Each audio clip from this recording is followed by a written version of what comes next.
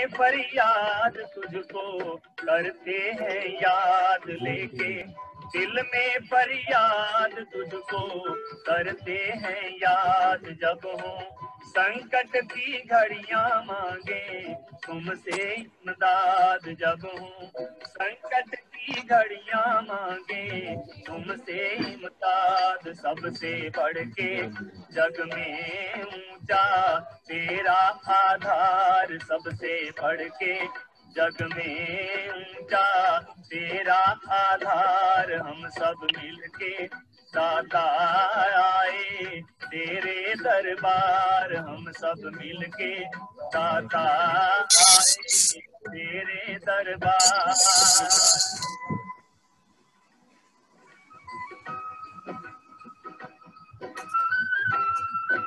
9 बजे। हाँ हाँ।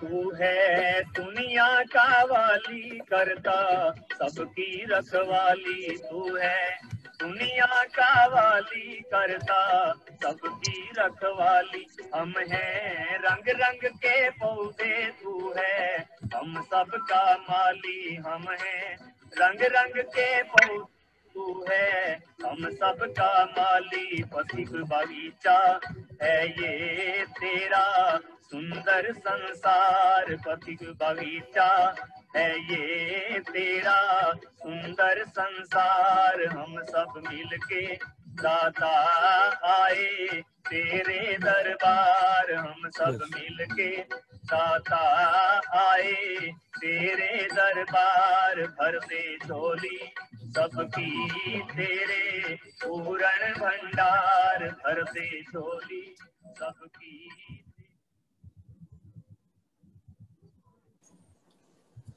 नमस्ते, आप सभी का स्वागत है। कार्यक्रम को समय पे प्रारंभ कर रहे हैं क्योंकि हमारा टॉपिक जो है लंबा है और वह 2 सप्ताह तक चलने वाला है। हमें इस बात की प्रसन्नता है कि हमारे बीच में आज आर्य रविदेव जी गुप्ता, जो कि सफ्दरजंग आर्य समाज दिल्ली से जुड़े हुए हैं, उनके प्रधान भी रहे, और जो सेवा भारती का एक प्रकल्प है एकल विद्यालय, जो लोग विदेश में बैठे हैं मैं उनको थोड़ा सा बताना चाहूंगा। एकल विद्यालय मतलब के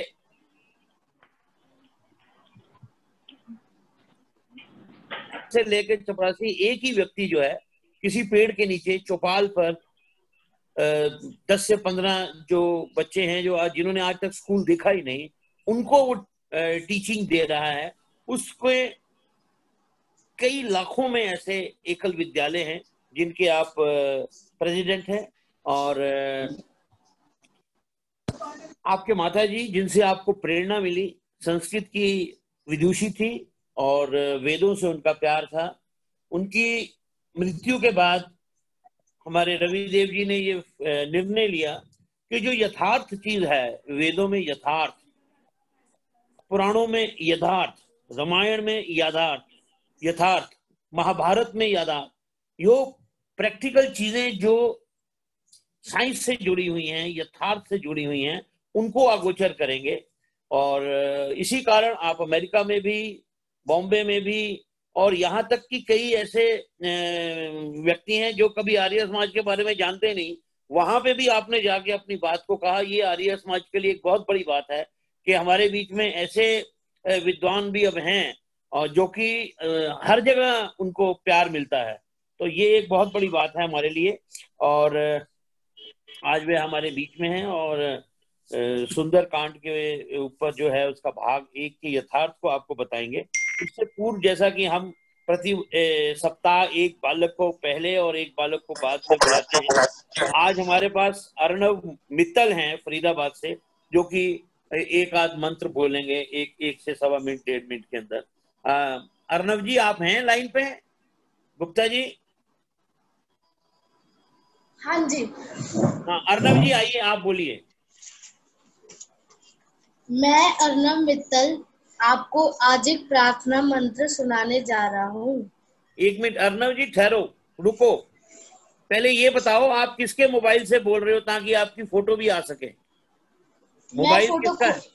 फोटो खोल रहा हूँ। हाँ फोटो खोलो। हाँ आ गई बोलो, अब बोलो।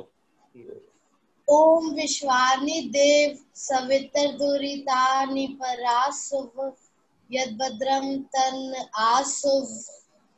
अब मैं आपको इसका अर्थ बताने जा रहा हूँ। हे सकल जगत के उत्पत्ति कर्ता, समग्र ऐश्वर्य युक्त शुद्ध स्वरूप, सब सुखों के दाता परमेश्वर, आप कृपा करके हमारे संपूर्ण दुर्गुण दुर्वसन दुखों को दूर कीजिए। जो कल्याणकारक गुण स्वभाव कर्म और पदार्थ है वह सब हमको प्राप्त कीजिए। धन्यवाद। धन्यवाद जी, बहुत बढ़िया जी, अर्णव जी बहुत बढ़िया, धन्यवाद आपका। अब मैं अपना आज के हमारे जो विद्वान हैं आर्य रविदेव जी, उनसे कहूंगा कि वे अपने स्तर पे अब इसको लें जी। रविदेव जी।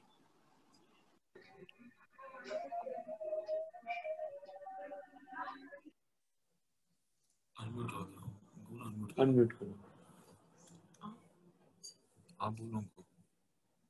रविदेव जी अपने को अनम्यूट करें जी, आपने माइक बंद किया आपका।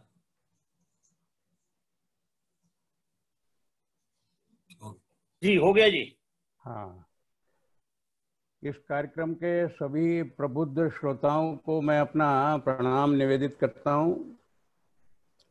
आज जिस कार्यक्रम के लिए हम लोग इस निमित्त एकत्र हुए हैं, ये कार्यक्रम अपने आप में बड़ा अनूठा होने वाला है।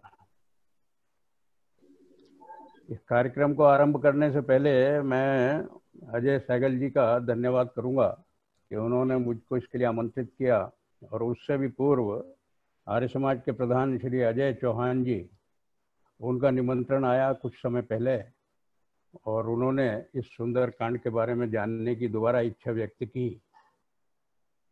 मैं इसी विषय को लेके, मुझे याद है कि लगभग 1 वर्ष पहले आप सबके बीच में आने का मुझे सुअवसर मिला था। 1 वर्ष बीत गया है, 6-8 महीने तो ऐसे निकल गए हैं कि जिसके अंदर कुछ भी नहीं हुआ है। लेकिन मुझे ऐसा अनुमान है कि उस विषय के बारे में बहुत से श्रोता इनमें से भी होंगे जिनके मस्तिष्क में कहीं ना कहीं स्मृति में होगा कि उन्हें क्या विषय लिया गया। मैं नीचे वाले को कर रहा था। जिन्होंने पहले सुना होगा उनके लिए एक तरह का सॉर्ट ऑफ रिफ्रेशन है, और जो लोग नए आज जुड़ रहे हैं, मैं उनका भी अभिनंदन करके उनको एक अपनी ओर से आश्वासन देना चाहता हूँ कि आज इस कार्यक्रम को सुंदरकांड के बारे में हम सब लोग परिचित हैं, कोई नया नाम नहीं है। हम सब जानते हैं कि रामायण के अंदर सुंदरकांड है, और हमारे परिवारों में, समान खास करके पौराणिक परिवारों में, एक परंपरा है। कोई भी घर में जरा भी मांगलिक कार्य हो तो तुरंत एक सुंदरकांड के पाठ का आयोजन करते हैं, और विशेष करके बहनें तो बहुत अच्छी तरह सुंदरकांड से परिचित हैं। लेकिन सुंदरकांड से जितना अभी तक परिचित हैं और आज किस प्रकार से परिचय प्राप्त करना है, इसमें बड़ा अंतर है। कार्यक्रम आरंभ करने से पहले मैं 2-4 लोगों की उपस्थिति को एक्नॉलेज करना चाहता हूँ। सबसे पहले तो मैं बेटे अर्णव का इसको आशीर्वाद देना चाहता हूँ। उसने बड़ा सुंदर और बड़े आत्मविश्वास के साथ में उस मंत्र को बोला। संयोग से ये मंत्र विश्वानी देव महर्षि स्वामी दयानंद को बहुत ही प्रिय था, और अपनी हर रचना को स्वामी जी इसी मंत्र से आरंभ करते थे। तो आज ये मेरे लिए भी सौभाग्य का विषय है कि आज जिस कार्यक्रम को हम आरंभ कर रहे हैं, संयोग से इसी मंत्र से इस कार्यक्रम का शुभारंभ हो रहा। तो समझ लीजिए जैसे महर्षि स्वामी दयानंद का आशीर्वाद हम सबको प्रत्यक्ष प्राप्त हो गया। इस कार्यक्रम को श्रोता के रूप में श्रीमान आनंद चौहान जी और अजय चौहान जी दोनों सुन रहे हैं। उन दोनों के और मेरे बीच में एक साम्य भी है। जिस प्रकार से मेरे परिचय में बताया, मेरी माता जी श्रीमती प्रेमवती जी वो गुरुकुलीय परंपरा से थी, आर्य समाज की उपदेशिका थी। उसी प्रकार से गुरुकुलीय परंपरा से आनंद जी और अजय जी की माता जी श्रीमती वेदवती जी भी इसी गुरुकुलीय परंपरा की थी। बहुत विदुषी रही हैं। मैंने उनके प्रत्यक्ष दर्शन तो नहीं किए, लेकिन उनके नाम के बारे में, उनकी ख्याति के बारे में बहुत कुछ सुना है। तो जब मैं ये देखता हूँ कि चौहान परिवार में और मेरे परिवार में कुछ एक साम्य है, जो ये बहुत बड़ा हाईएस्ट कॉमन फैक्टर है। मेरे को अनुमान है, मेरी जानकारी में है कि एक श्रीमान भानु प्रताप सिंह जी टोरंटो से इसको सुन रहे हैं। इसके अतिरिक्त आरती सागर जी भी सुन रही हैं कनाडा से। सैन फ्रांसिस्को से यदि जुड़ गए होंगे तो, या नहीं भी जुड़े होंगे तो गरिमा जी और जयेंद्र जी। न्यू जर्सी से राजन उमा सिंगल जी, और इसके अतिरिक्त अन्य बहुत से हैं जिनको मैं जानता भी हूँ, नहीं भी जानता हूँ। तो इसलिए मैं सभी की उपस्थिति को प्रणाम करते हुए अपना कार्य आरंभ करता हूँ। बंधुओं, भगवान श्री राम का जन्म त्रेता युग में हुआ था, और भारतीय संस्कृति, विशेष करके जिसको हम हिंदू समाज के नाम से आज जानते हैं, ये दुनिया की सबसे प्राचीन संस्कृति है। और इस संस्कृति का शुभारंभ वेदों से हुआ। ईश्वर ने कृपा करके मनुष्य मात्र के लिए ऋषियों के माध्यम से प्रकाशित किए।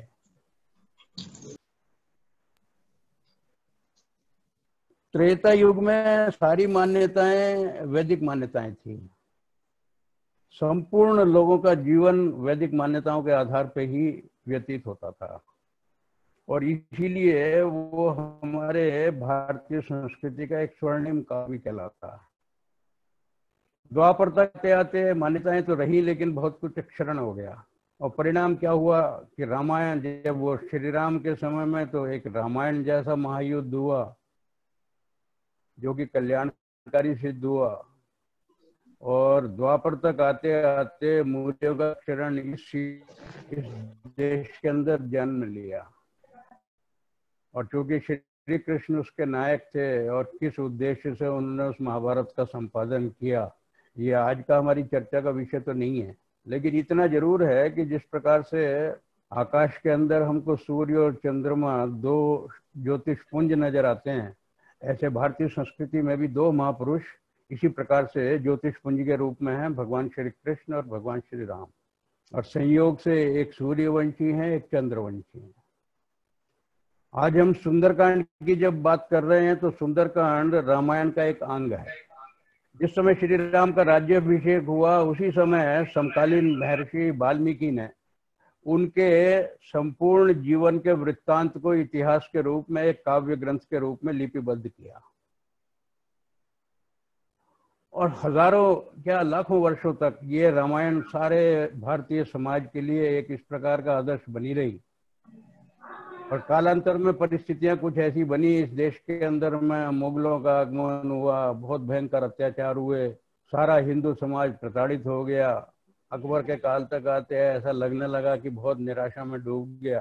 तो उस समय गोस्वामी तुलसीदास का उदय हुआ। ईश्वर की एक व्यवस्था है, जब भी कोई बहुत कठिन परिस्थितियां होती हैं तो कोई ना कोई व्यक्ति समाज को दिशा देने के लिए खड़ा होता है, जिसको हमारी गीता में बोलते हैं कि यदा यदा ही धर्मस्य ग्लानिर्भवति भारत।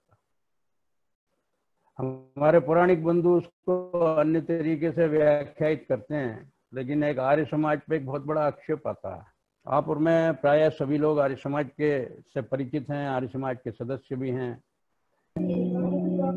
एक बहुत बड़ा आक्षेप हिंदू समाज में एक ये भ्रांति फैली हुई है कि आर्य समाज न श्री राम को मानता है न श्री कृष्ण को मानता है। बंधुओं, आज हम जो ये एक यात्रा साथ साथ करेंगे 1 घंटे की, इससे आपके हृदय में एक बड़ा विश्वास दृढ़ हो जाएगा, आत्मविश्वास आपका पुष्ट होगा कि श्री राम को अगर यथार्थ में मानते हैं तो हम ही मानते हैं। और जिन पौराणिक बंधुओं ने श्री राम के जीवन को भी चमत्कारों से करके एक ऐसा बना दिया है जिसके अंदर में बहुत कुछ विश्वसनीय है, बहुत कुछ विश्वसनीय नहीं भी है। अब देखिए, विचित्र बात यह है कि रामायण, मूल रामायण वाल्मीकि ने त्रेता युग में श्री राम के जीवन काल में ही लिखी। और बाद में जो तुलसी ने, इसमें भी सुना है कि बहुत सारी रामायण है, क्योंकि बहुत देशों में लोगों ने इस कथा को अपने अपने रूप में लिखा। मुझको ठीक संख्या तो नहीं मालूम, लेकिन सुनते हैं कि 50-60 से कम रामायण उपलब्ध नहीं है दुनिया में, सब तरह की है। और उसके अंदर में बहुत तरह के कथानक हैं, बहुत तरह के तोड़ मरोड़ है, सब कुछ है। जब तुलसी की रामायण की बात करते हैं तो मैं सबसे पहले तो एक भ्रांति स्पष्ट करना चाहता हूँ कि हम सब लोग तुलसी की रामायण बोलते हैं, वो रामायण नहीं है, वो रामचरितमानस है। रामायण अगर हम बोलते हैं तो वो केवल और केवल वाल्मीकि की है, और तुलसी की रामायण हम बोलने के अभ्यासी हो गए हैं, लेकिन आप सब लोग अपने उस जानकारी को थोड़ा सा बढ़ाएं। वो रामचरितमानस है, और उसका एक यथार्थ अर्थ यही निकल के आता है कि तुलसी ने रामचरित को इस रूप से ग्रंथ के रूप में लगाया कि जन अपने मानस में उतार सकें उसको। उद्देश्य तो तुलसी का यही था कि राम के चरित को मानस में उतार लें, लेकिन स्थिति क्या हुई? तुलसी के पास में श्री राम के जीवन का वृत्तांत कहाँ से मिलता? तो वो वृत्तांत उनको वाल्मीकि रामायण से ही मिला, इतिहास के रूप में, और जिसकी सबसे पहले वो पुष्टि स्वयं तुलसीदास रामचरितमानस के पहले अध्याय में वाल्मीकि की कवीश्वर के रूप में संबोधन करके उसकी स्तुति और वंदना करते हैं। कोई भी सदाचारी और सच्चरित्र लेखक जहां से कथानक उठाता है तो वो मूल जो लेखक है उसकी स्तुति करता है, उसको वंदना करता है, एक्नॉलेजमेंट करता है। तुलसी ने भी ये किया है। इसलिए जब वो कवीश्वर शब्द बोलते हैं तो वो कवीश्वर केवल आदि कवि वाल्मीकि के लिए है, और उनकी वंदना करके वो आरंभ करते हैं। तो एक बात तो हमको स्पष्ट हो गई कि कथानक तो एक ही है, इतिहास तो कोई बदल नहीं सकता, वो एक ही होता है। लेकिन जिस प्रकार से वाल्मीकि ने यथार्थ रामायण लिखी, तुलसीदास ने उसको उस समय की परिस्थिति के हिसाब से कुछ इस ढंग से बनाया कि बड़ा एक चमत्कारिक वर्णन श्री राम का कर दिया, और उसका परिणाम क्या हुआ कि हमारे ही पौराणिक बंधु जिन्होंने बाद में पुराणों की रचना पे विश्वास किया, अब समझिए साम्य क्या है।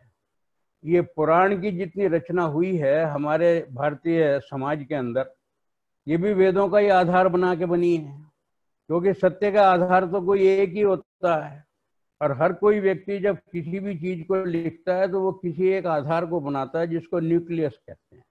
तो न्यूक्लियस हमेशा सत्य होता है, और उसी के चारों तरफ आधार बना के कितनी भी असत्य की दीवारें खड़ी करने की ये लोगों के पास में स्वतंत्रता की एक अभिव्यक्ति का माध्यम बनता है। तो आज हम वेदों की और पुराणों की चर्चा तो नहीं करेंगे, लेकिन रामायण और रामचरितमानस के बारे में जरूर बताना चाहेंगे। रामायण के अंदर वाल्मीकि ने 6 कांड लिखे, और उसी के अनुरूप तुलसीदास ने भी 6 कांड लिखे, और बाद में एक उत्तरकांड और जोड़ा। उत्तर का अर्थ होता है बाद में, जैसे हम उत्तराधिकारी बोलते हैं, किसी के बाद में उसका जब पुत्र सारे अधिकार लेता है तो उसको कहते हैं उसके बाद का अधिकारी उत्तराधिकारी। तो तुलसीदास ने भी एक उत्तरकांड लिखा, वाल्मीकि में नहीं लिखा। इसका अर्थ यह है कि प्रमाणिक तो 6 ही हैं।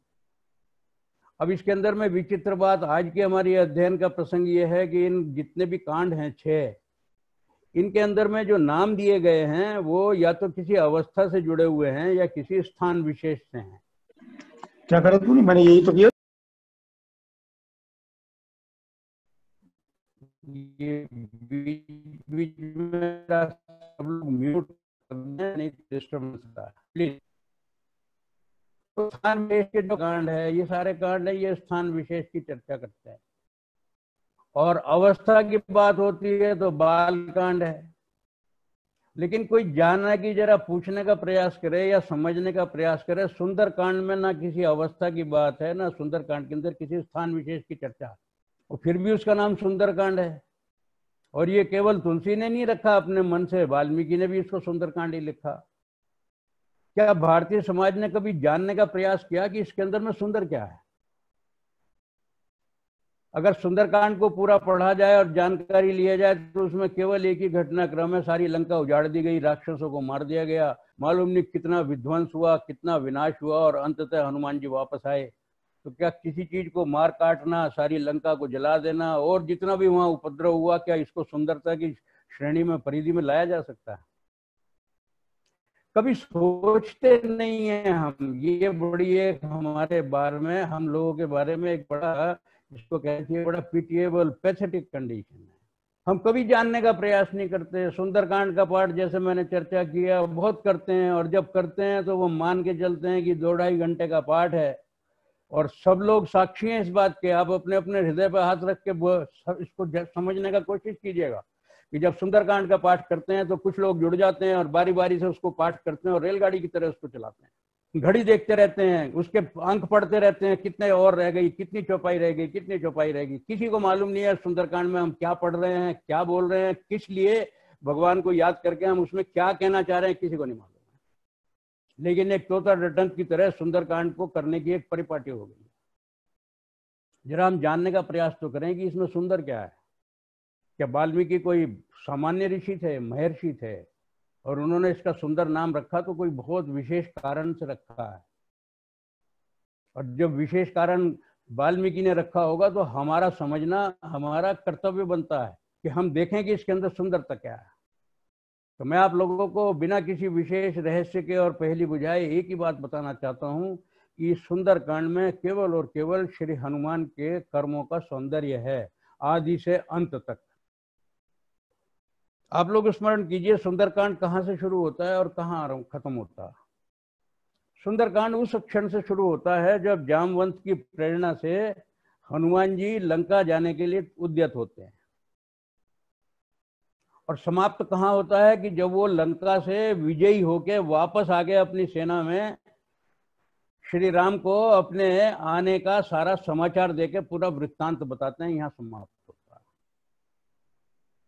तो लंका में जाने से लंका से आने तक का जितना भी क्रम है उसके अंदर में क्या कोई श्री राम की भूमिका है? कोई भूमिका श्री राम की नहीं है। जिनके प्रति ये रामायण समर्पित है उसके अंदर अगर है तो केवल और केवल उसके नायक श्री हनुमान है।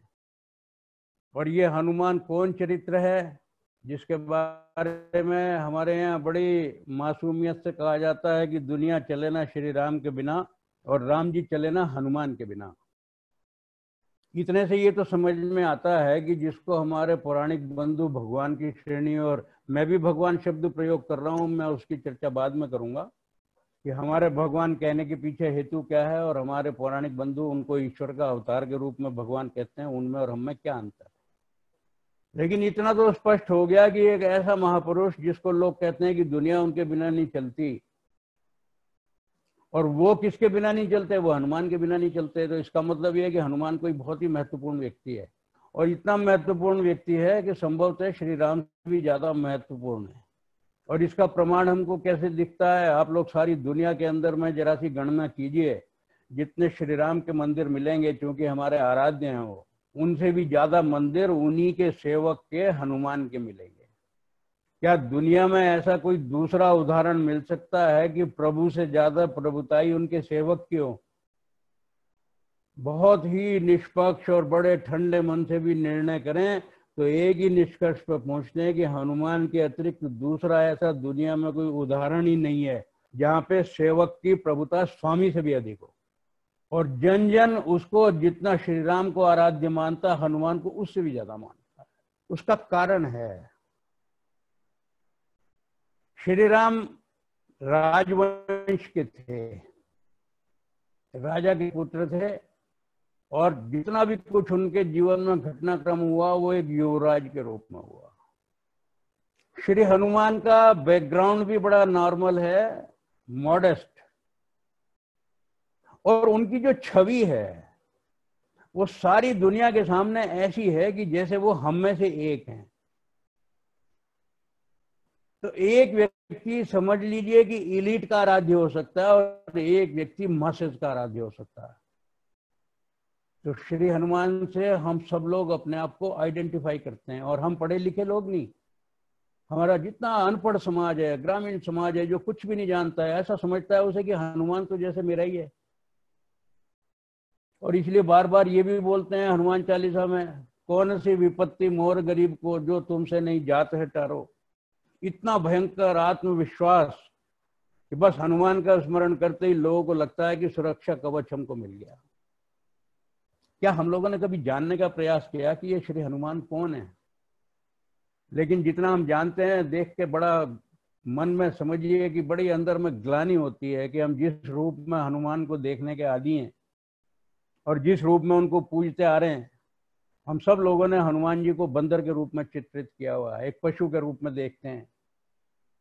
उनकी एक पूंछ बना के रखते हैं जैसे कि बंदर की होती है, और जितनी भी प्रतिमाएं आपको हनुमान जी की मिलेंगी, प्रतिमा का अर्थ होता है किसी चीज को देख के बनाई हुई प्रतिकृति। लेकिन जब किसी ने देखा ही नहीं हनुमान जी को तो प्रतिमा किसकी बनाएंगे? प्रतिमा तो इसलिए श्री राम की भी नहीं बना सकते, और नहीं बना सकते क्योंकि देखा नहीं है, किसी सत्य पर आधारित नहीं है। इसलिए दुनिया में जितनी भी प्रतिमाएं आपको श्री राम की मिलेंगी, कोई दो प्रतिमा एक दूसरे से मिलती भी नहीं होंगी, क्योंकि सब कल्पना के आधार पर बनी है। पर बाकी तो कल्पना के आधार पर जो बना होगा, पर सबसे भयंकर अगर अत्याचार, सबसे भयंकर अन्याय अगर हिंदू जाति ने किया है, वो केवल हनुमान के साथ किया है। हनुमान को उस स्थिति में ला दिया जिसको हास्यास्पद, जो मेरे बंधु विदेशों से देख रहे हैं, जरा सा वो इस बात को स्मरण करें कि कितनी बार उनके जीवन में ये प्रसंग आता है कि कोई विदेशी उनसे जब बात करता है तो उनको ये कहता है, do you have a monkey god? And they have nothing to defend. बड़े गर्दन लटका के, मैं भी विदेशों में कई बार यात्रा की है, मुझे मालूम है, कई लोग मिले हैं, जब बातचीत होती है, oh you seem to have a monkey god, and not only monkey god, you seem to have so many animals as your gods. बड़ी ग्लानि होती है। किसने किया ये सब? ये उन्होंने नहीं किया जिन्होंने इनको इस रूप में चित्रित किया, ये उन्होंने किया जो हम जैसे लोगों ने उस चित्रित को आगे निरंतर परंपरा के रूप में चलाया। तो बंधुओं, मैं छोटी सी इस भूमिका के आधार पे आपसे एक निवेदन करता हूं कि आज हम सुंदरकांड के पाठ को जो करेंगे, जितना भी समय की सीमा में मैं कर पाऊंगा, हम केवल और केवल श्री हनुमान के यथार्थ चरित्र पर ध्यान देने का प्रयास करें। और धीरे धीरे जब आपके चरित्र के बारे में आपको जानकारी होगी तो मुझे विश्वास है कि इस व्याख्यान के अंत तक उनके आपके मन में जो उनके लिए एक छवि बनी हुई है वो स्वयं धूमिल होने लगेगी और यथार्थ छवि आपकी आंखों के सामने आनी शुरू हो जाएगी। तो आज ये कोई साधारण व्याख्यान नहीं है। हमने वानर शब्द का प्रयोग किया है। वेदों में भी वानर शब्द है, संस्कृत का शब्द है, और वेदों में एक विशेषता है। संस्कृत की एक बहुत बड़ी विशेषता यह है कि वहां एक भी शब्द के कई कई अर्थ होते हैं, और ये हर मनुष्य को अपनी जुडिशियस थिंकिंग से, अपने विवेक से, प्रसंग के अनुसार रेफरेंस टू द कॉन्टेक्स्ट के साथ में उस अर्थ को लगाना होता है। जैसे छोटा सा उदाहरण है कि नमक को सेंधव कहते हैं, और सेंधव घोड़े को भी कहते हैं। भोजन के समय कोई कहे कि सेंधव आ नहीं है, तो इसका मतलब यह है कि वो संस्कृत में नमक के लिए कह रहा है, और युद्ध के समय अगर सेंधव आ नहीं है कह रहा है तो वो घोड़े को मंगा रहा है। ये सुनने वाले की बुद्धि पर निर्भर करता है, विवेक पे, कि वो उस समय कौन सा अर्थ ले रहा है। तो वानर का अर्थ बंदर तो होता ही है, इसमें तो कोई संदेह नहीं है, लेकिन वानर का अर्थ वनों में जाने वाले, रहने वाली नर जातियां होती हैं। और ये वानर जाति कोई सामान्य जाति नहीं है, ये एक वानर राष्ट्र था। अवध राज्य की सीमाएं जहां तक जाती थी, उससे आगे जो छूती थी वो वानर राष्ट्र की सीमाएं थी भारत में। और कहाँ से आरंभ होती हैं ये समझ लीजिए, आंध्र प्रदेश से आरंभ होती हैं, और आंध्र प्रदेश के बाद जितना कर्नाटक है, कर्नाटक के बाद तमिलनाडु है, केरल है, ये सारा का सारा दक्षिण भारत, और कुछ मध्य प्रदेश का हिस्सा, कुछ महाराष्ट्र का हिस्सा, ये सारा का सारा वानर राष्ट्र का भाग था। और इसकी सीमाएं म्यांमार तक, थाईलैंड और आगे आगे तक, इंडोनेशिया तक। तो सारा दक्षिण का जितना भारत था ये वानर राष्ट्र में था। तो तीन प्रकार की संस्कृतियां थी। एक वैदिक संस्कृति, आर्य संस्कृति, जिसके प्रतिनिधि श्री राम है, उनके पिता दशरथ थे। दूसरी एक वानर संस्कृति, जिसके प्रतिनिधि के रूप में बाली थे, जो किष्किंधा के नरेश थे। और तीसरी एक राक्षस संस्कृति थी, जिसके प्रतिनिधि रावण थे लंका के अंदर।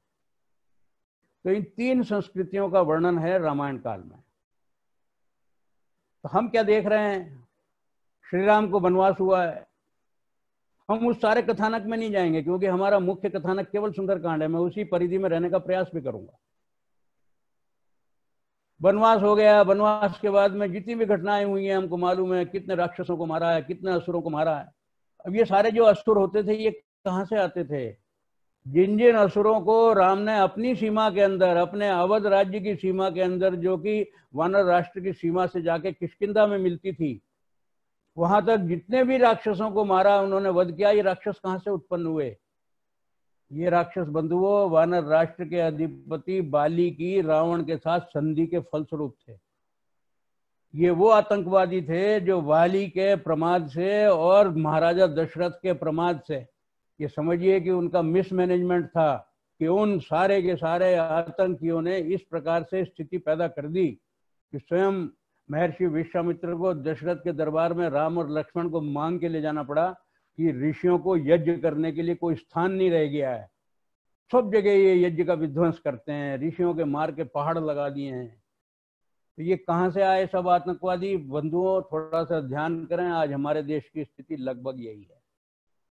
आज देश के अंदर में देशी के बाहर से शत्रुओं के पक्ष में रहने वाले इतने लोग हैं कि उन्हीं की संधि के कारण दुरभिसंधि, अभी थोड़े दिन पहले मैंने सुना है कि हमारी जो पहली पार्टी थी, जो राजनीति पार्टी थी, उसकी चाइना के साथ MOU बना हुआ है।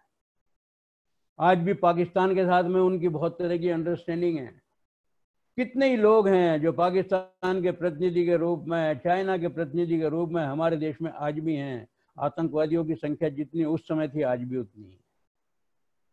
श्री राम एक एक का वध करते जा रहे हैं और एक एक के वध से सीधा सीधा रावण को चुनौती जा रही है, क्योंकि जब किसी के भेजे हुए आतंकी इस प्रकार से जाते हैं, आज कश्मीर में एक आतंकवादी को मारते हैं तो पाकिस्तान को चुनौती जाती है। तो उसी समय की परिस्थिति है ये। कालांतर में परिस्थिति क्या हुई है? रावण को लगातार जा रही हैं चुनौतियां, रावण का क्रोध बढ़ता जा रहा है। शूर्पणखा जो रावण की बहन थी, उसकी सगी बहन नहीं थी, कहीं रिश्ते में लगती थी।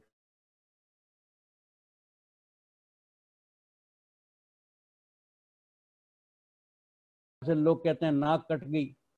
अरे किसी भी महिला का प्रणय निवेदन अगर कोई ठुकरा दे तो उस महिला के लिए नाक कटने जैसा ही अपमानजनक होता है। लेकिन हम पता नहीं किस चीज के आदी हैं, मैं आज उसकी फिर भी चर्चा नहीं करूंगा। और शूर्पणखा का अपमान जो है वो एक कारण बन गया जिसके साथ एक घटनाक्रम मोड़ लेता है। शूर्पणखा जाके अपने भाई को बोलती है कि देखो तुम्हारी बहन की क्या दुर्गति हुई है, कितना अपमान हुआ। रावण पे कोई बहुत अंतर नहीं पड़ता, राक्षस राज है, उनको बहन का कोई बहुत बड़ी मर्यादा ही नहीं है। लेकिन वो रावण के चरित्र को जानती है, बहन होके अपने भाई के चरित्र को जानती है, उसको एक प्रलोभन देती है। तुमको नहीं मालूम है कि उन दोनों वनवासियों के साथ एक अति सुंदरी महिला उनके साथ है पत्नी के रूप में। बस इतना सुनते ही रावण के आंखें चमकने लगती हैं। पर जैसा उसका स्वभाव है, उसने तुरंत मन में निश्चय कर लिया कि अब ये सीता को मैंने अपनी रानी बनाना। और कालांतर में जो परिस्थितियां आई वो भी हम जानते हैं कि सीता का हरण हो गया। सीता का हरण जो हो गया, उसके बाद जो सीता की खोज में राम और लक्ष्मण निकल रहे हैं, तो फिर किस तरह से संयोग से जाके इनका किष्किंधा में सुग्रीव के साथ और हनुमान के साथ भेंट होती है, आज हम वो भी चर्चा नहीं करेंगे, पर आज हम केवल और केवल सुंदरकांड की बात करें। सीता का हरण हो गया है, सुग्रीव के साथ मैत्री हो गई है, राज्य स्थापित हो गया। ये सब बड़ा तेजी से घटनाक्रम होने के बाद में स्थिति ये होती है कि सारी की सारी सुग्रीव की सेना राम जी के सहयोग के लिए सीता की खोज में निकल पड़ती है। और खोज में जाते जाते जटायु से पता लगता है उनको वृत्तांत की कौन लेके गया है। और जटायु के बड़े भाई संपाति थे जो समुद्र के किनारे रहते थे। वहां तक जब सेना पहुंच जाती है तो संपाति उनको बोलते हैं कि तुम लोगों का कारण क्या है खोज की इतनी सारी सेना लेके यहाँ तक आने का। उन्होंने बताया कि इस तरीके से श्री राम की भार्या का अपहरण हुआ है और आप ही के भाई जटायु ने बताया कि वो रावण ले गया है। तो जटायु उसी समय संपाति उनको बोलते हैं कि हाँ मेरे पास एक वो है दिव्य चक्षु, लोग बोलते हैं पौराणिक। तो बंधुओं दिव्य चक्षु क्या होता है? आप यहाँ बैठ के आज अमेरिका के बंधुओं से बातचीत कर रहे हैं, उनकी फोटो देख रहे हैं, ये दिव्य चक्षु टेक्निक ने हमको दिए हैं। आप मुझे देख रहे हैं, मैं आपको देख रहा हूँ, अमेरिका में से बैठे हुए देख रहे हैं मुझे। ये दिव्य चक्षु हमको मिले हैं टेक्निक के लिए। संपाति पे भी ऐसी टेक्निक थी। उसने देख के बता दिया कि हाँ बिल्कुल सही कहा जटायु ने, मेरे भाई ने मरते मरते और सीता वहीं है। लेकिन क्या इतने मात्र से कोई कंफर्मेशन होती है? किसी राज्य के ऊपर आक्रमण करने की योजना बन सकती है? तो तत्काल ये निर्णय किया गया सेना के अंदर में कि कोई एक व्यक्ति जाए और वहां से जाके खोज लेके आए निश्चित खबर कि सीता वास्तव में रावण के आधिपत्य में है। उसके बाद से घटनाक्रम जो आरंभ होता है वो हमारे सुंदरकांड से शुरू होता है। सब लोग शांत बैठे हैं, लंका को समुद्र को पार करके जाए कौन। लगने लगा कि ये परिस्थिति ऐसी हो गई कि जाएगा कौन। जामवंत जैसा एक बुद्धिमान सुग्रीव की सेना में है, उसको मालूम है कि ये हनुमान में ही केवल एक सामर्थ्य है और हनुमान जी के पौरुष को जगाने के लिए वो उसको केवल एक ही बात बोलते हैं कि हनुमान तुमको अपने बल का ज्ञान नहीं है, तुम्हारे को अपने पौरुष का ज्ञान नहीं है, मैं तुमको स्मरण करा रहा हूं। अरे तुम्हारा तो जन्म ही राम काज के लिए हुआ है, ये तो अवसर आया है तुम्हारे जन्म को सार्थक करने का। तुलसीदास इसको बहुत तरीके कथानक से बोलते हैं। लेकिन जैसे ही किसी व्यक्ति को उसकी शक्ति का आभास कराया जाए तो बंधुओं उसका आत्मविश्वास जागता है। हम सब लोग किसी ना किसी स्थान पे जब भी कहीं हम किसी एम्प्लॉयर की तरह काम करते हो और आपको किसी अपने सेवक से एम्प्लॉय से कोई बड़ा काम लेना हो और आपने एक सॉर्ट आउट करके एक जीरो इन कर दिया कि इस आदमी से ये काम कराना है, वो इसलिए कि आपको मालूम है कि इस आदमी के अंदर वो कैपेबिलिटी है जो इस पर्टिकुलर काम के लिए चाहिए। तो ये तो आपने उसके पिछले इतिहास के आधार पर किया, लेकिन अब उसको कैसे बताना है, तो उसको बताना होता है कि देखो मैंने सारी दुनिया छोड़ के तुम्हारे को इस काम के लिए अपनी ओर से नियुक्त किया है, इसलिए कि मैंने तुम्हारा इतिहास मुझे मालूम है और मुझे मालूम है कि इस काम को केवल और केवल तुम ही कर सकते हो। जब इतना कोई स्वामी विश्वास व्यक्त करता है अपने सेवक के अंदर तो सेवक का आत्मविश्वास 100 गुना बढ़ जाता है। इसको कहते हैं किसी व्यक्ति का आकार बढ़ जाता है। तुलसीदास तो लिख रहे हैं बाल हनुमान का बहुत बड़ा एकदम से शरीर हो गया, उसने बड़ी जोर से चिंगाड़ और हुंकार लगाई, उसने ठीक है मैं जाता हूं। तो जामवंत कौन से भाषा से बोल रहे हैं, तुलसी क्या बोल रहे हैं, कौन सो संकट मोर गरीब को जो तुम सो नहीं जात है टारो। और तुलसी क्या कह रहे हैं, कवन सो काज कठिन जग माही जो नहीं होई ता तो तुम पाही। अरे हनुमान ऐसा कौन सा बेटा कार्य है जो दुनिया में तुम नहीं कर सकते। आत्मविश्वास को जगा दिया और परिणाम क्या हुआ है, हनुमान वायु मार्ग से लंका जा रहे हैं। इसके लिए भी मालूम नहीं कितनी भ्रांतियां हैं। क्या हमने कभी समझने का प्रयास किया कि आप और मैं जब अमेरिका जाते हैं तो कैसे जाते हैं, समुद्र को पार करके जाते हैं तो कैसे करते हैं, हम सब फ्लाई करते हैं। अजय जी, आनंद जी पता नहीं कितनी बार फ्लाई कर चुके होंगे, आप में से जितने बंधु हैं सब फ्लाई करते हो। तो क्या आप ऐसे हाथों से फ्लाई करके जाते हो, कभी सोचा किसी ने? जब हम विमान के अंदर बैठते हैं तो विमान के साथ एकाकार हो जाते हैं, इसलिए खाली विमान फ्लाई नहीं करता, हम भी फ्लाई करते हैं उसके साथ। इन सब भ्रांतियों के बारे में सोचने का किसी ने आज तक मस्तिष्क ही नहीं लगाता। कोई दिखाया कैसे जाता है कि हनुमान जी आकाश में जा रहे हैं, हाथ और पैर जैसे कोई आदमी कोई उसमें जाता है स्विमिंग पूल में और हाथ पैर मारता है तैरने के लिए, ऐसे आकाश में हाथ पैर मार के उड़ते चले जा रहे हैं। कोई जानने का प्रयास नहीं करता क्या रामायण काल कोई आदिम काल था, कोई प्रिमिटिव एज थी। वो प्रिमिटिव एज नहीं थी मित्रों। बहुत बड़े बड़े वेपन्स ऑफ मास डिस्ट्रक्शन उस समय भी थे जितने आज हैं। कैसे कैसे मिसाइल्स थे, कैसे कैसे गाइडेड मिसाइल्स थे जिनको हम आग्नेय अस्त्र, वरुण अस्त्र और मालूम नहीं किन किन अस्त्रों से जानते हैं। कभी जानने का प्रयास किया कि उस समय विज्ञान कितनी प्रगति में रहा होगा। तो हनुमान जैसा व्यक्ति लंका पार नहीं जा सकता क्या? गया है, एक विमान के साथ गया, और एक विमान की चर्चा तो प्रत्यक्ष आती है कि रावण के पास में पुष्पक विमान था। उस पुष्पक विमान को तो हम सब जानते हैं, लेकिन उसके अतिरिक्त किसी अन्य विमान की कल्पना ही नहीं कर पाते हैं। तो स्थिति क्या होती है, हनुमान जी जाते हैं, जाने के बाद में स्थिति क्या हो रही है, जैसे ही वहां पहुंचते हैं वो लंका के बाहर, लंका का दुर्ग बड़ा सुरक्षित दुर्ग है, कोई साधारण दुर्ग थोड़ी है। रावण की सोने की लंका बोले और सब प्रकार की संपदाओं से भूषित एक नगरी है। उस दुर्ग के अंदर प्रवेश कैसे करें? तो हमारे यहाँ पे रामायण में, जिसको हम रामचरितमानस कहते हैं, मैं रामायण की बात नहीं कर रहा, वाल्मीकि के रामायण आप लोग पढ़ेंगे तो यथार्थ से परिचित होते जाएंगे। वो ये कहते हैं कि बिल्कुल हनुमान ने एक छोटा सा सूक्ष्म रूप धारण कर लिया।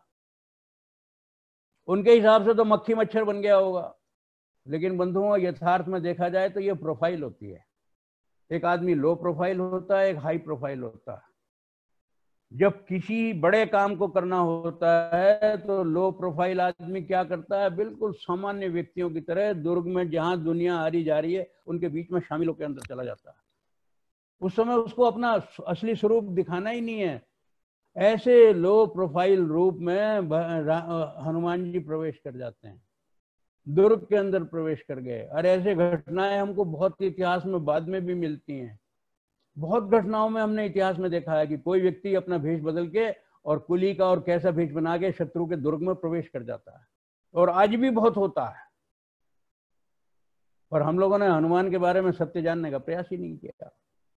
अंदर चले गए, अंदर जाके उनको और भी कई ऐसी राक्षसियां, कोई लंकनी है और क्या क्या है, उन सब के नाम का भी हम चर्चा करेंगे तो बड़ा लंबा समय लगेगा। और जो जो भी उनके सामने बाधा आती है, उन सब बाधाओं को वो बिल्कुल पूरे अपने पुरुषार्थ से समाप्त करते हुए, उनको मारते हुए, किसी का वध करते हुए, किसी को मारते हुए अपना मार्ग ढूंढते जाते हैं। इसके लिए आप लोगों ने हनुमान चालीसा जो पढ़ा होगा, सब लोग जानते हैं। हम भले ही हम कितने भी आज समाज जो हनुमान चालीसा के लिए हम सबके मन में एक श्रद्धा है, मेरे मन में भी है। इसलिए मैं आपको हनुमान चालीसा के उन उदाहरण से आपको ये यात्रा पूरी कराऊंगा जिससे कि हनुमान चालीसा पढ़ना आपका आगे के लिए सार्थक हो जाए। हनुमान चालीसा में लिख रहे हैं, सूक्ष्म रूप धरि सिंह ये दिखावा, विकट रूप धरि लंक जरावा, भीम रूप धरि असुर संहारे, रामचंद्र के काज संहारे। ये हनुमान चालीसा कहते हैं, ये मैं और आप नहीं कह रहे हैं, तुलसी ने लिखी। क्या कह रहे हैं उसमें, कितने सूक्ष्म रूप से दिखा।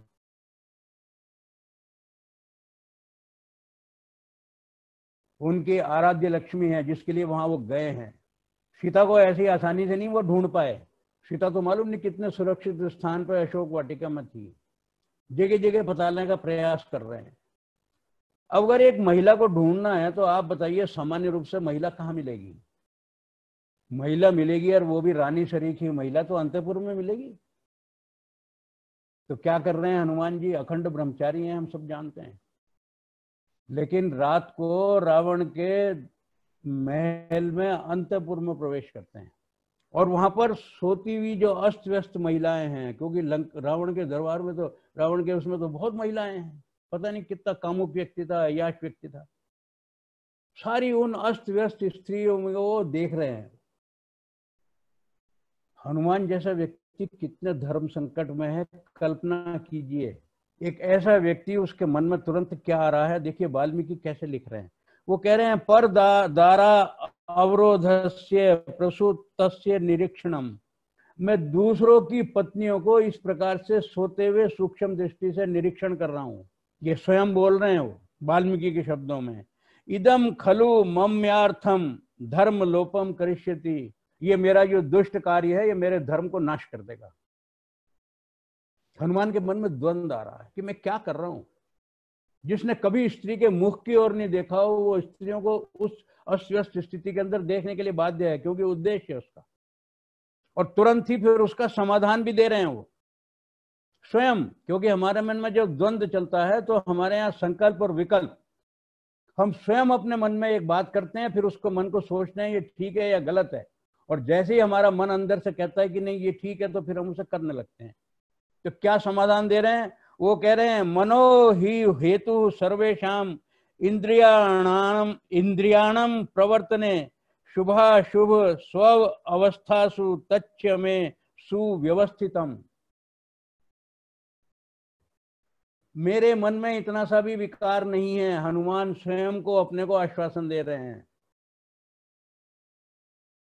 इंद्रियों को शुभ और अशुभ कार्य में प्रवृत्त करने वाला मन मेरा जरा भी किंचित विचलित नहीं है, और मैं जिस उद्देश्य के साथ ये सब कार्य कर रहा हूं, ये निंदनीय कार्य भी मेरे को किसी कारण से निंदा का पात्र नहीं बनाएगा, और मेरे धर्म से मेरे को च्युत भी नहीं करेगा। यह है हनुमान का स्वरूप बंधुओं। पुलिस भी जाती है तो चोर को ढूंढने के लिए उसी स्थान पर जाती है जहां चोर छिपते हैं, घरों में नहीं जाती है। इसलिए हर व्यक्ति का चरित्र इतना सुदृढ़ होना चाहिए, जिसको कहते हैं कंबल इतना काला हो कि वो कहीं भी चला जाए काजल की कोठरी में भी तो उस पर दूसरा रंग नहीं चढ़े। हम वैदिक धर्म के अनुयायी हैं, ऋषि दयानंद के सैनिक हैं। हमको सारे समाज में, सारे समाज के लोगों के बीच में संपर्क करने में, उनके बीच में जाने आने में किसी तरह की कोई धर्म संकट का कारण नहीं होना चाहिए। हमारा अपना चरित्र इतना सुदृढ़ होना चाहिए, वैदिक मान्यताओं पर हमारी आस्था इतनी सुदृढ़ होनी चाहिए कि हमको ये लगना चाहिए कि हमारा कोई कुछ नहीं बिगाड़ सकता है। फिर हम समाज के अंदर सहज रूप से विचरण करते हैं। और नहीं तो क्या होता है, हम स्वयं अपने मन में अगर डरते हैं, अपने आप से डरते हैं, किसी और से नहीं डरते हैं, तो हम लोगों से परहेज करना शुरू कर देते हैं। बंधुओं, मैं अपने अनुभव से बताता हूँ, मैं कितने पौराणिक मंदिरों में जाता हूँ, क्योंकि मैं एकल विद्यालय का एक कार्य करता हूँ। उस एकल विद्यालय के अंदर में लाखों लोगों से मेरा संपर्क होता है, और सारा समाज जो है वो वैदिक मान्यता का समाज नहीं है, पौराणिक समाज भी होता है, अन्य भी होते हैं। कोई कबीर पंथी होते हैं, कोई नानक पंथी होते हैं, कोई दादू पंथी होते हैं, और मालूम नहीं कौन कौन होते हैं। सबके बीच में सहज भाव से विचरण करता हूँ। मेरे मन में कभी दुविधा नहीं आती, क्योंकि मुझे मालूम है मैं ऋषि दयानंद का सैनिक हूँ। आप सबके मन में इस प्रकार का एक आत्मविश्वास जगना, ये हनुमान जी के चरित्र से स्वाभाविक होना चाहिए। तो इस प्रकार से जब वो हनुमान जी चले जाते हैं तो उनको धीरे धीरे ये मालूम हो जाता है कि अशोक वाटिका में सीता जी हैं। उनको लग गया यहाँ पे तो कहीं है ही नहीं, वो इन अंतपुर में तो लगने लगा जो महिलाओं में इनमें नहीं, और वो पहचानते भी नहीं है, पर अनुमान ही तो लगा रहे हैं। उन्होंने कोई सीता जी का चित्र थोड़ी देखा है, पर उन्होंने जिन जिन परिस्थितियों में वहां देखा, उन्होंने समझ लिया कि जो निश्चिंत होकर सोई हैं वो तो सीता जी हो ही नहीं सकती, और जो बहुत श्रृंगारित होकर सोई हुई हो वो भी सीता जी नहीं हो सकती, क्योंकि वो विरह की अग्नि में, व्यथा में जूझ रही हैं। इसलिए ऐसी स्थिति में सीता नहीं हो सकती। अनुमान लगा लिया। ये है बुद्धि कौशल्य हनुमान का, वो ये समझ सकते हैं, ये जुडिशियस थिंकिंग है उनके पास कि महिला ऐसी परिस्थिति में किस अवस्था में होगी। इसलिए वो वहां से निकल के बाहर आते हैं और फिर अपने अपने तरीकों से जानकारी लेते हैं, और उनको पता लगता है कि अशोक वाटिका में है। अशोक वाटिका में जाते हैं। अब हनुमान जी के मनोवैज्ञानिक विश्लेषण की कौशल को देखिए।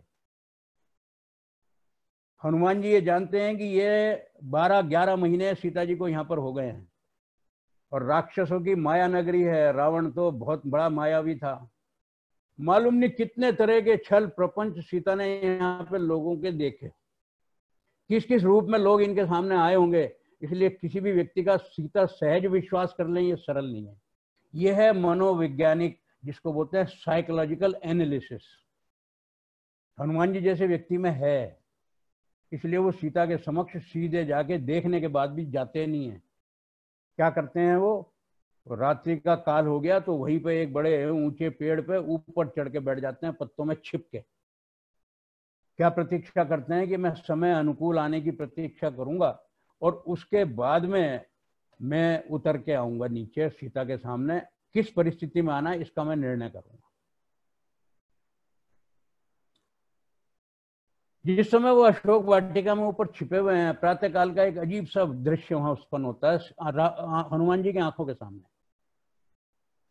उन्होंने ये अनुमान लगाया कि यहाँ पे एक छोटी सी इस प्रकार से ये एक नहर, कोई एक जलाशय है या नहर है, और सीता जी जो कि आर्य सभ्यता की, आर्य संस्कृति की रानी हैं, तो वो जरूर यज्ञ भी करती होंगी और स्नान करने या पूजा पाठ करने के लिए नदी के किनारे जरूर आती होंगी। धैर्य से वहां प्रतीक्षा कर रहे हैं, और उनका अनुमान सही निकला। एक महिला चल के आ रही है, देखने में बड़ी तेजस्वी है, और सारे चेहरे से उसका क्लांत है, कपड़े उसके मैले हैं, और उसको लग रहा है कि चेहरे से तेजस्वी है लेकिन क्लांत है और अकेली है। हो ना हो यही सीता होगी। अभी भी कैसे निश्चय हो कि ये सीता है, पर अनुमान लगा लिया कि मेरी खोज मुझको लगता है कि सार्थक हो रही है। उसी समय एक ऐसा घटनाक्रम होता है कि रावण अपने कुछ सैनिकों के साथ में सीता को वहां पर डपटने के लिए आता है। यह हनुमान जी के सामने घटनाक्रम हो रहा है, और रावण सब प्रकार के अपशब्द सीता को बोल रहा है कि तूने 11 महीने हो गए और मेरी बात अब तक मानी नहीं है, और तू किन वनवासियों के चक्कर में पड़ी है, उनका तो ना कुछ ठिकाना ना पता है, 11 महीने से भी उनको होश नहीं है, तेरे को आज तक नहीं ढूंढ पाए वो, तुझको लगता है कि क्या वो तेरे को खोज पाएंगे?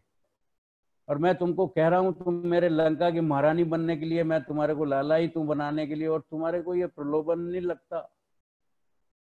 सीता के चरित्र के बारे में मुझे आज बताने की आवश्यकता नहीं है, आप सब लोगों को मालूम है सीता किस प्रकार से रावण का प्रतिवाद करती है, सारे कटु वचन सुनती भी है और प्रतिवाद भी करती है, और किसी भी प्रकार से रावण की किसी भी बात को कहीं भी जरा सा कान भी नहीं देती है। और तुलसी तो उसे लिखते हैं कि वो तृण की ओट में बात करती है।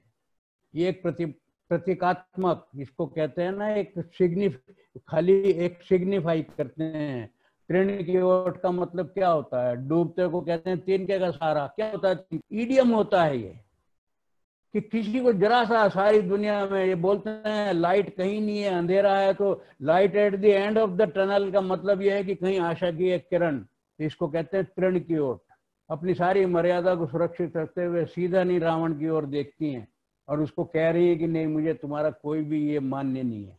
तो रावण उनको हनुमान की उपस्थिति में एक चेतावनी दे के जाता है, 11 महीने तुमको हो गए मुझे प्रतीक्षा करते हुए धैर्य से, मैंने तुमको स्पर्श भी नहीं किया है, लेकिन अब मैं तुमको एक चेतावनी दे के जा रहा हूं। आज से अगर 1 महीने के अंदर में तुमने मेरी रानी बनना स्वीकार नहीं किया तो मैं तुम्हारा वध करवा दूंगा।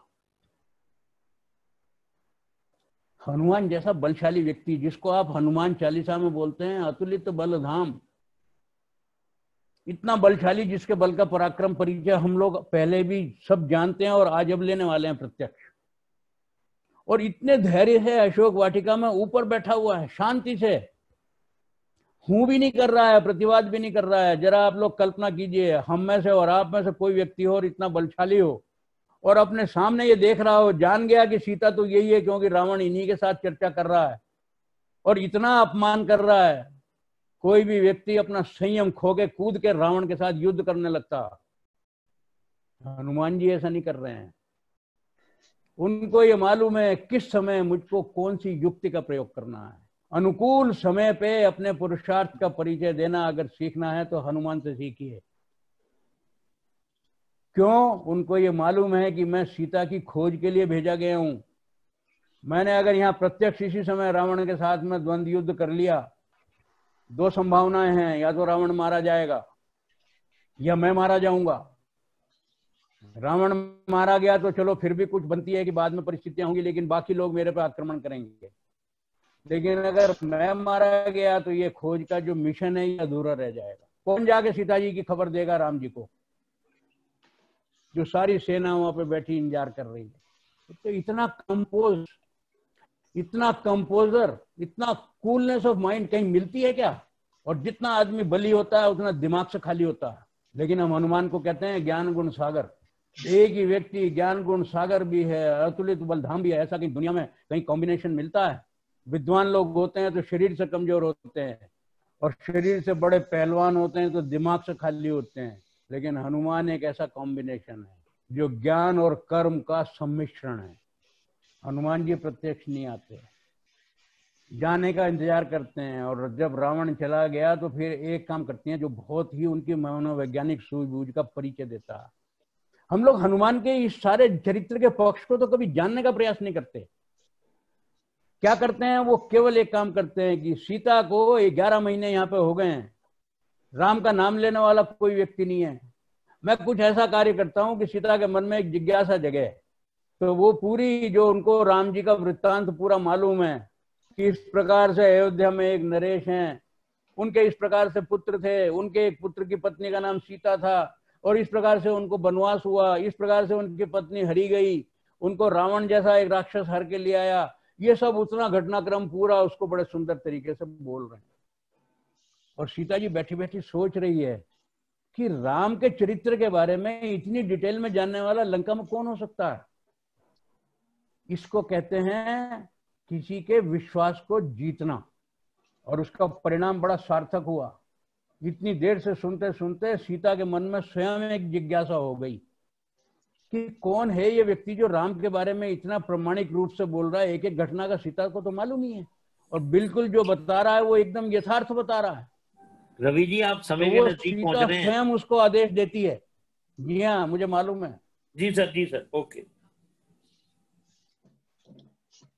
स्वयं मालूम है उनको कि ये कोई व्यक्ति जरूर निश्चित रूप से राम के कथानक को जानने वाला कोई प्रामाणिक व्यक्ति है। तो इसलिए क्या कहते हैं वो, वाल्मीकि क्या कह रहे हैं, ये न मे कर्ण पीयूषम वचनम समूतिरिम सह दृश्यताम महाभागे प्रियवादी ममाग्रत है। जिसके विश्वास को जीतना है उसके विश्वास को जीतने में सफलता प्राप्त की है। परिणाम यह है कि वाल्मीकि सीता के मुंह से कहलवा रहे हैं कि जिसने ये इतने सुंदर मधुर वचन बोले हैं, पीयूष कहते हैं मधुर वचन को, जिसने इतने सुंदर पीयूष वचन मेनों में घोलने वाले हैं, मैं कहती हूँ कि वो मेरे सामने आओ, वो क्यों अदृश्य बैठे हो। बस हनुमान इसी तो क्षण की प्रतीक्षा कर रहे थे, तुरंत कूद के सीता के सामने आते हैं। बंधुओं, ये है कार्य के मिशन की जड़। It is the first step that counts.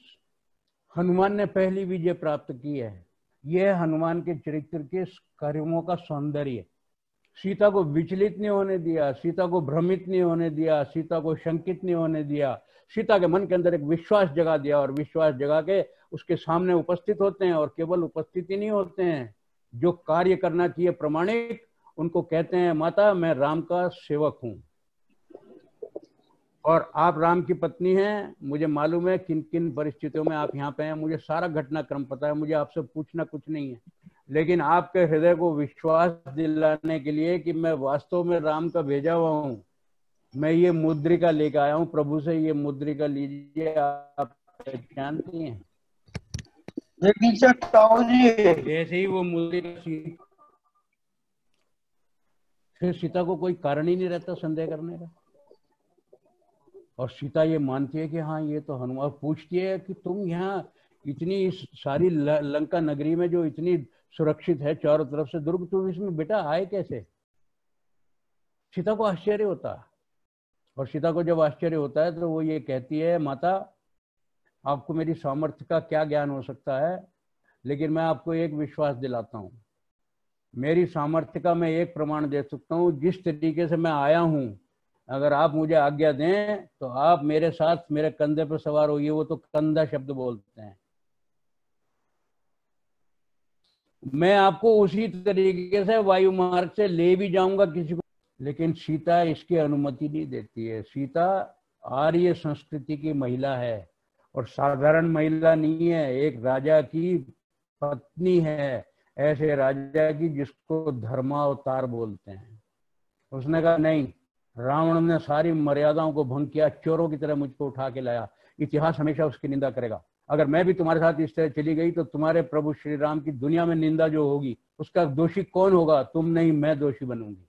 इसलिए मुझे अपने जीवन की चिंता नहीं है, लेकिन राम की मर्यादा की चिंता है। ये है पत्नी का आदर्श, जो अपने पति की मर्यादा इन भयंकर परिस्थितियों में भी पालने के लिए अपने जीवन को दांव पर लगाने के लिए तैयार। और वो कहती है कि नहीं, तुम इस तरह मुझे नहीं ले जाओगे, राम अपनी मर्यादा के अनुकूल विजय करके मुझे यहां से लेके जाएंगे। हनुमान जी को समझ में आ गया कि सीता ऐसे जाने वाली नहीं है। अब देखिए यहाँ पे जो टर्निंग पॉइंट है, क्योंकि हमारे लिए अब 2-4 मिनट रह गए हैं, मैं आज इस विषय को यहीं पूरा करूंगा, पर एक टर्निंग पॉइंट बता के आप लोगों को पूरी करूंगा। हनुमान जी को राम जी ने, जानते हैं उनको रामदूत कहते हैं। क्या जरा आप लोग विश्लेषण कीजिए उस समय की घटनाक्रम का। किसी ने, राम जी ने या सुग्रीव ने या जामवंत ने उनको कोई दूत बना के भेजा था क्या? दूत कहते हैं एम्बेसडर को, और एम्बेसडर का काम खोज करना नहीं होता है। एम्बेसडर का काम सीधे राज दरबार में जाके राजा को अपना प्रमाण पत्र देके उसे अपने राजा का संदेश देना। हनुमान जी तो ऐसा नहीं। हनुमान जी केवल और एक केवल जासूस की तरह, स्पाई की तरह गए हैं, जिसको छुप के जाना अनिवार्य था। छुप के जाकर सारा उन्होंने देखा, और उनके लिए केवल मैंडेट भी इतना ही था कि तुम पता लेके और निश्चित पता लेके वापस आ जाओ। लेकिन हनुमान जी एक ऐसा सेवक है जैसा दुनिया में सेवक नहीं मिलता। He goes beyond mandate. Beyond mandate क्या है कि अभी तक वो केवल एक राम के जासूस के रूप में थे। उन्होंने देख लिया सीता बिना युद्ध के नहीं जाने वाली है, तो उन्होंने उसी समय तय कर लिया कि अब मैं सेल्फ एज्यूम्ड एम्बेसडर बनूंगा।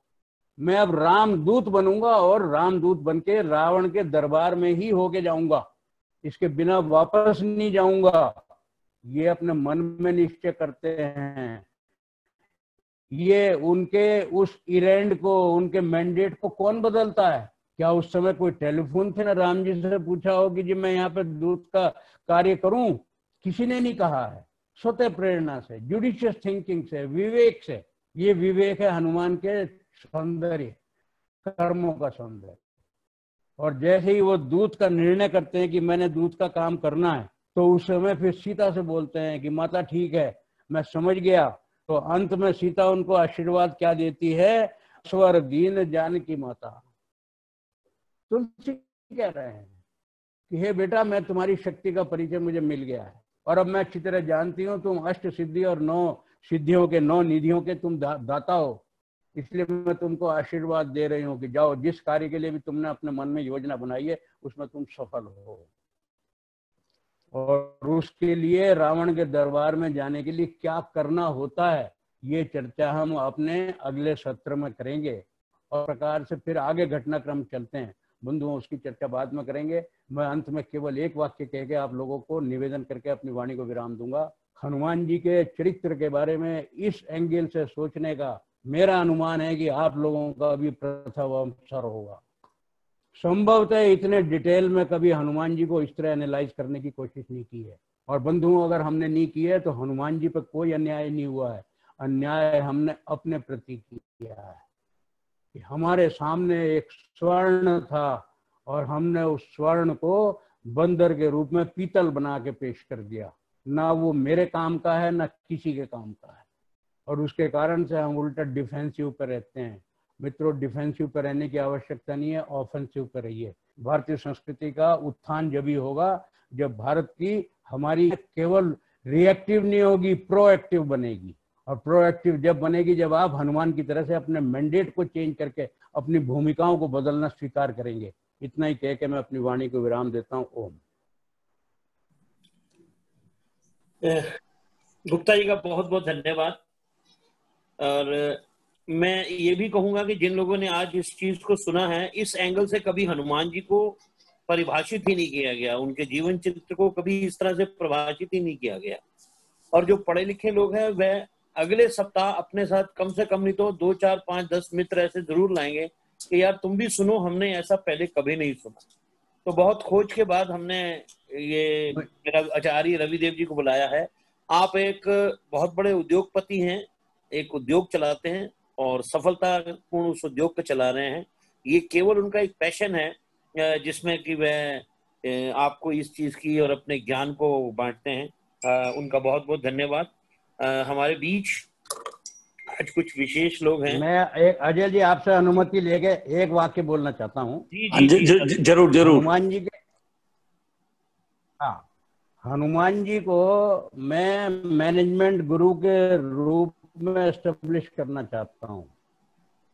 और जब हनुमान जी के चरित्र का हम विश्लेषण करेंगे मैनेजमेंट एंगल से, इसलिए मैं ये चाहता हूँ कि अगले व्याख्यान में सामान्यतः हमारे विद्यार्थी में भाग लें, सीनियर क्लासेस के विद्यार्थी भाग लें, सारे नौजवान पीढ़ी ले जो मैनेजमेंट के लिए भी क्या हर विधा के लिए विदेशों की तरफ देखती है। उनके मन में पहली बार एक आत्मविश्वास जगे कि अगर मैनेजमेंट का कोई आइकॉन है तो वो हनुमान है, जो हमारे ही अपने जीवन में हमारा ही रूप में हर समय उपलब्ध है।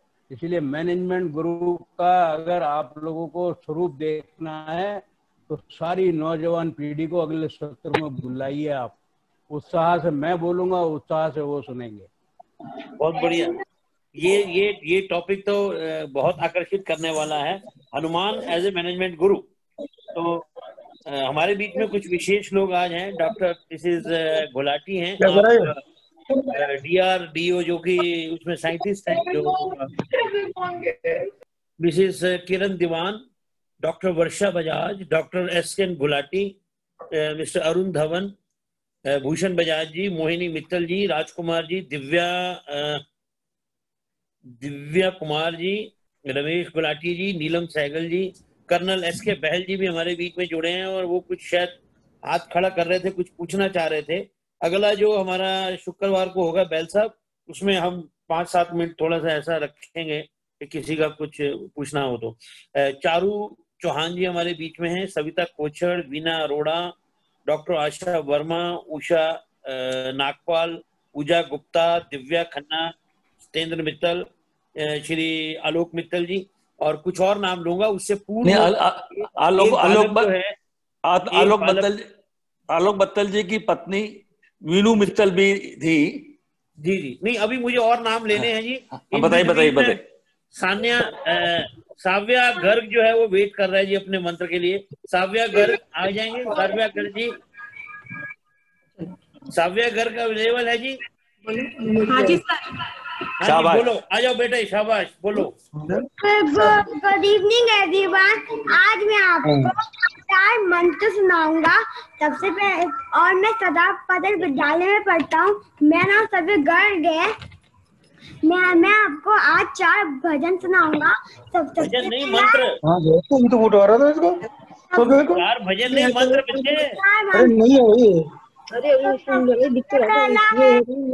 सबसे पहला ओम भूर्भुवः स्वः ये तो पर लिखा है, सबका नाम लिखे है ना, मुझे पता है।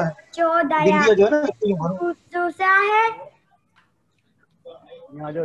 त्र्यंबकम यजामहे सुगंधिं पुष्टिवर्धनम् उर्वारुकमिव वंदेना विद्योमुक्षीयमामृतात्। और ओम विश्वानि देव सर्वितो दुरितानि परासुव यद्भजं तन्वो आसुव। शाबाश। ओम अस्तु मा सदिगमय तमसो मा ज्योतिगमय विद्युमामितं गमय। ओ असत्य से दूरे भगवान सत्य का।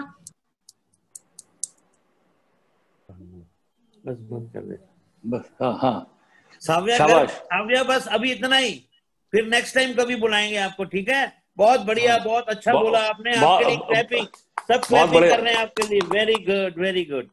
तो मैं उसके अलावा आपको बता रहा हूँ जी, हमारे बीच में प्रतिभा सरीन जी, राकेश अरोड़ा जी, और अंजू बजाज जी, नीलम सहगल जी, उसके बाद राजन और उमा सिंगल जी भी हैं, रीना अरोड़ा जी हैं, प्रमोद चौहान मेरठ से, रागनी जी भी हैं, आर के त्यागी भी हमारे बीच में हैं, और बीएस चौहान जी हैं, मधु चौहान जी हैं, अर्पणा अग्रवाल जी हैं, और उसके बाद हमारे बीच में ये सोनू अग्रवाल, सोनू अग्रवाल आगरा से। हाँ जी, पलक जी की बहन जी सोनू अग्रवाल जी। हाँ जी को ढूंढ रहा था। और पलक जी भी हैं, अनंत चौहान जी भी हमारे बीच में हैं, और उसके बाद विनय कुमार जी हैं, और उसके बाद गरिमा चौहान जी हैं, प्रमोद चौधरी जी हैं, गुरकौर सिंह हैं, मधु चौहान, उमा सिंगल जी हैं, और ये सभी हैं। आप सभी का बहुत बहुत धन्यवाद। और प्रधान जी आप कुछ बोलना चाहेंगे? नहीं, बहुत बहुत धन्यवाद, बहुत अच्छा। जी धन्यवाद। रवि जी को बहुत बहुत धन्यवाद, बहुत ही अच्छी स्पीच थी। और हम वेट कर रहे हैं कि अगले हफ्ते के लिए। सागर साहब मेरी रिक्वेस्ट है, सागर साहब मेरी रिक्वेस्ट है। हाँ गुरुवर जी दसो। दोनों अजय, इसकी मेरी रिक्वेस्ट है कि नाउ लॉकडाउन तो खत्म हो रहा है, इसलिए गुरुवर जी ये टॉपिक यहाँ पे नहीं, प्लीज। नहीं, हम तो बहुत रिक्वेस्ट, कब से कुछ हो नहीं रहा, होना चाहिए। करते हैं सर, गुस्सा नहीं मेरे मालिक, गुस्सा नहीं करते, गुस्सा नहीं करना। कर रहा हूँ, रिक्वेस्ट कर रहा हूँ। कुछ ना कुछ सोचते हैं। यस, स्माइलिंग, ये वाह, मजा आया। चलिए जी, शांति पाठ।